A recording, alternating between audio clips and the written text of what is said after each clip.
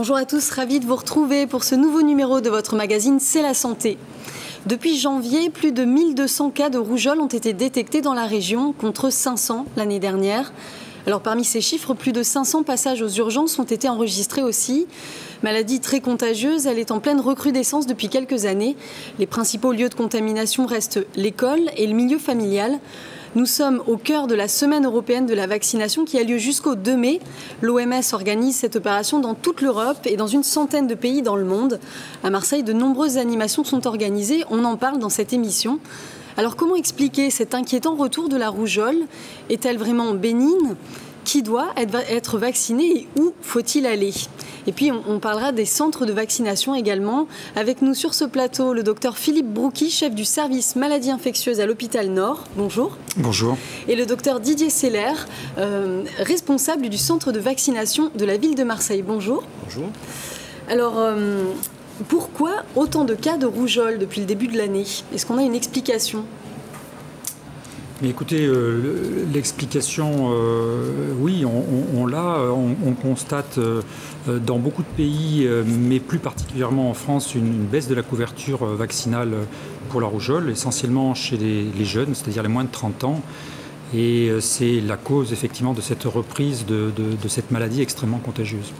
Alors, d'après vous, le taux de vaccination donc, de la population française est trop peu élevé, en tout cas en ce qui concerne la rougeole? Alors en fait, la rougeole, comme les autres vaccinations, on a des bons résultats chez les tout-petits, à améliorer, mais ils sont relativement bons jusqu'à 2 ans, assez bons jusqu'à 6 ans, et après la situation se dégrade au niveau des adolescents, des jeunes adultes et des actifs, pour tous les vaccins et pour la rougeole en particulier. Donc le problème qui fait qu'on a effectivement un retour de la rougeole, c'est que les jeunes personnes qui sont nées après 1980 et qui n'ont pas été vaccinées n'ont pas non plus rencontré la maladie sauvage, si j'ose dire, parce que la vaccination a été très efficace dans les 20 dernières années. Et donc du coup, on se retrouve avec une population qu'on a chiffrée à plus d'1 million d'habitants, qui ont moins de 30 ans et qui sont complètement naïfs vis-à-vis de cette maladie. Et comme celle-ci est très contagieuse, dès qu'il y a un cas de rougeole quelque part, il y en a plusieurs autour. Parce qu'est-ce qu'on peut rappeler qui peut être touché justement par cette maladie? Tout le monde, bon, plus particulièrement les enfants, mais quand même tout le monde est concerné. La rougeole, c'est une maladie bien sûr infantile, hein, c'est ce qu'on appelait les maladies infantiles, mais tous les gens qui n'ont pas un taux d'anticorps protecteur peuvent être touchés. Alors, comme on l'a dit, la plupart du temps, ce sont des gens jeunes de moins de 30 ans, mais bien entendu, il y a des gens qui n'ont pas de taux d'anticorps et qui sont plus âgés qui peuvent avoir la rougeole. Le gros problème de la rougeole, c'est qu'elle peut être grave dans un certain nombre de cas, en particulier chez les gens immunodéprimés, chez les femmes enceintes, et donc c'est un problème important. Justement, quelles peuvent être les conséquences de la rougeole? Alors, M. Broucky a bien raison de cibler chez les personnes chez qui c'est grave. Il faut noter également qu'elle est grave à 2 périodes de la vie pour toutes les personnes, les moins de 1 an, les enfants de moins de 1 an et les jeunes de plus de 20 ans.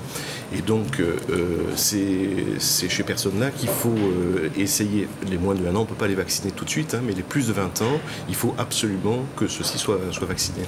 Parce que quelles peuvent être les conséquences? Je crois qu'il peut y avoir des pneumonies, etc., des maladies plus graves provoquées par... Tout à fait. Donc la rougeole, autrefois, effectivement, quand ça survenait à 3-4 ans, c'était en général bénin. On oublie que dans 10% des cas, ça pouvait être grave, même il y a 30 ans, 40 ans.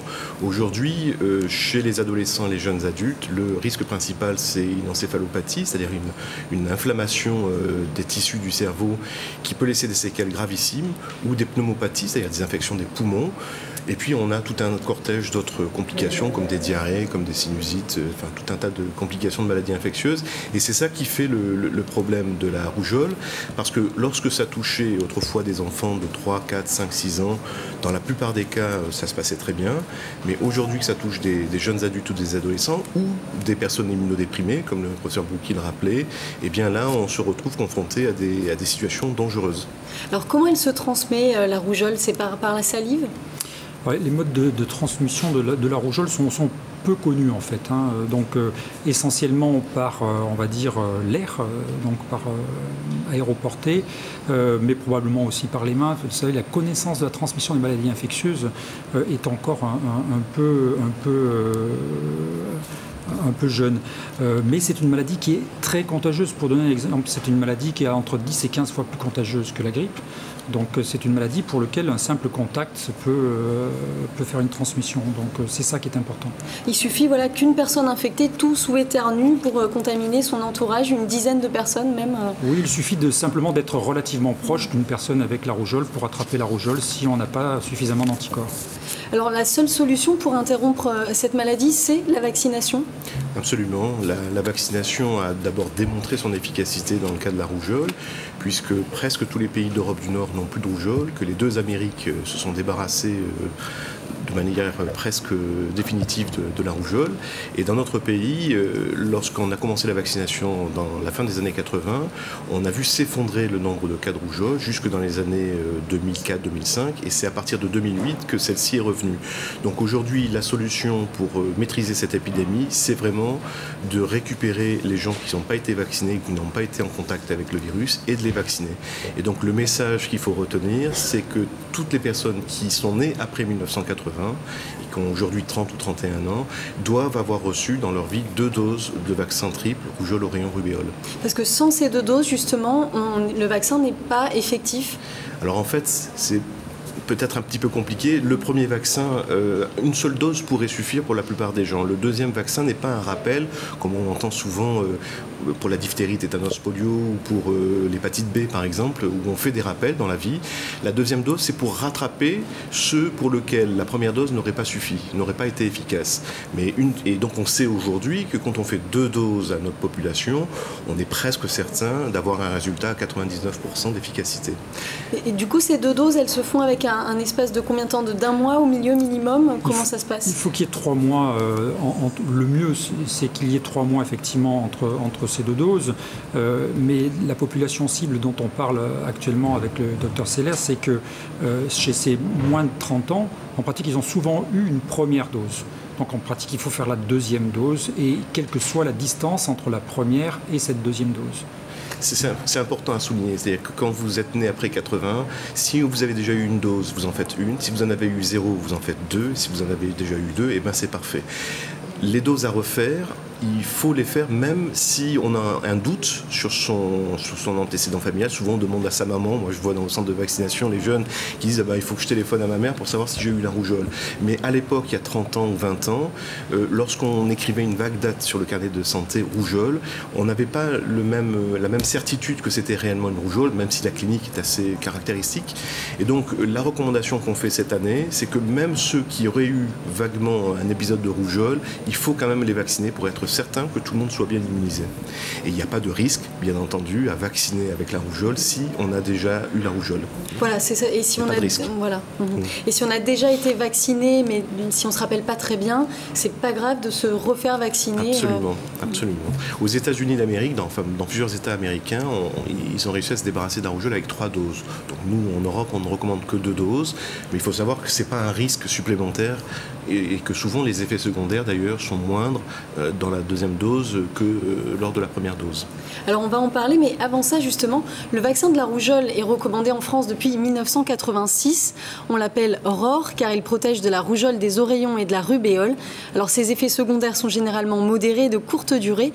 C'est le seul moyen de prévenir la maladie. Reportage, on se retrouve juste après.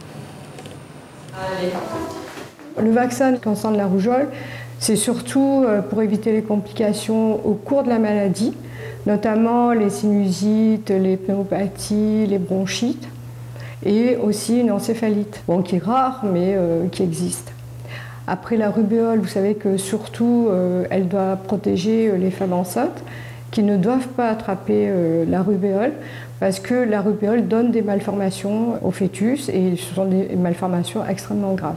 Quant aux oreillons, c'est une maladie qui donne quand même des atteintes aux testicules, qu'on appelle des orchites, qui sont des atteintes extrêmement douloureuses, qui peuvent aussi altérer la fertilité. Et puis, il y a aussi une méningite. Ce vaccin, il se pratique à 1 an, avec un rappel à l'âge de 2 ans. Mais quand l'enfant est élevé en collectivité, notamment en crèche, le vaccin doit être fait aux alentours de 9 mois, avec un rappel aux alentours de 15 mois. Il s'agit d'une injection qui est en sous-cutanée, qui se fait à la face externe de la cuisse et qui n'est pas du tout douloureuse. Vous pouvez avoir après une petite douleur locale, mais vraiment très légère. Et des fois, entre 10 et 14 jours après, une petite éruption avec une petite toux et avec un petit peu de fièvre. Mais dans l'échelle des complications, c'est vraiment rarissime. Mais enfin, de toute façon, il vaut mieux ça que la rougeole. Hein. Et voilà. Bravo! Alors, comment ça se passe pour se faire vacciner? Il faut se rendre d'abord chez son médecin généraliste, c'est ça? Oui, en pratique, la vaccination de la rougeole, comme les autres vaccinations, on va dire, des maladies infantiles, doivent se faire par le médecin généraliste ou le pédiatre. En général, le pédiatre le fait souvent au tout début, dans les tout jeunes âges, mais le médecin généraliste doit prendre le relais à la suite. Et donc, ça doit passer par le médecin généraliste. Donc, il y a deux choses. D'une part, il faut informer les généralistes de cette épidémie de rougeole et donc qu'il faut qu'ils se mobilisent pour pouvoir vacciner leurs patients quand ils les voient. Puis aussi, il faut dire aux patients qu'ils aillent consulter leur médecin généraliste pour voir avec lui, de remettre à jour ces vaccinations. La rougeole dont on parle, mais bien souvent d'autres vaccinations qui ne sont pas à jour. Donc il faut profiter de l'occasion, si vous voulez, qui nous est donnée par cette reprise de l'épidémie de rougeole pour essayer effectivement de remettre à jour la couverture vaccinale française. Et là, les médecins généralistes sont en première ligne. Alors ensuite, quand on est vacciné, la protection, elle dure toute la vie. C'est ça, docteur Seller? Oui, absolument. L'immunogénicité, c'est un terme technique, c'est l'efficacité du vaccin est très très importante et dure toute la vie. De la même manière, l'immunogénicité de la maladie, c'est quelque chose qui est durable et très puissant. Et donc, une fois qu'on est immunisé, c'est pour la vie. D'accord, à condition d'avoir reçu donc les 2 doses. À condition d'avoir reçu les 2 doses. Je dis la deuxième dose, c'est pour rattraper ceux qui n'auraient pas réagi lors de la première dose. Quels sont les effets secondaires? On en a un petit peu parlé tout à l'heure du vaccin. Alors, ils sont tous bénins. Il ne peut pas ne pas y avoir d'effets secondaires quand on vaccine. Hein. Tous les médicaments et tous les vaccins ont des effets secondaires. Ce qu'il faut retenir, c'est que d'abord, les vaccins sont des produits très très sûrs parce qu'on s'adresse à des gens qui ne sont pas malades et pour prévenir une maladie. Et donc, la société, à juste raison, exige une sécurité et un confort d'utilisation qui est important. Donc, les effets secondaires des vaccins, en général, sont infiniment moindres que les effets secondaires des médicaments qu'on prend quand on est malade.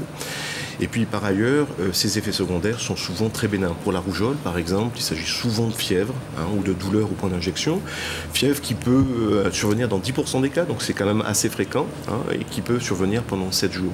Ce qu'il faut retenir enfin, c'est que le bénéfice qu'on va attendre de ne pas avoir la rougeole une fois qu'on est vacciné est très largement supérieur au risque, même au risque éventuellement très rare d'effets plus importants. Le bénéfice est largement supérieur au risque et ça, pour la rougeole, c'est extrêmement bien documenté.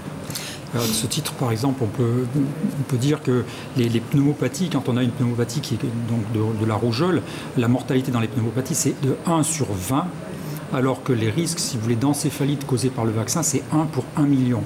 Donc vous voyez qu'il n'y a pas du tout la même échelle, si vous voulez, entre le bénéfice de la vaccination et le risque potentiel, effectivement, de cette même vaccination.